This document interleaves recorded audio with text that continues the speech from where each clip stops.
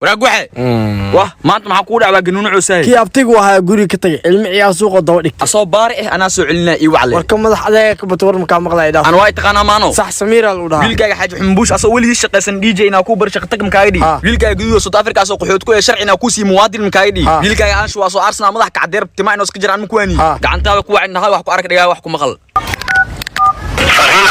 هلو هايا ورني فيصل والله وابتيغا صاحبكيس waa koode haye ciyaal xun ina khudba xirtay waa ogay xaafadaada ima joog adi waxa igu darsato xoolo ka ama ka qaba wiilkaygiyo joog dhalinyarnimo ay ku qaadin maanta dada waalideysan waalida haysta waalidkaada ka faa'iideyso aadud muxuu samee jiray maalin walba hooyadiiso kala dheesmka ordi jir maxaa ku dhacay lugi gacan isdhaaf uu ka jabay taas tusaalaha ku noqoto waa mahadsantaa abtigay saaxiibkiis Faisal hadda imaana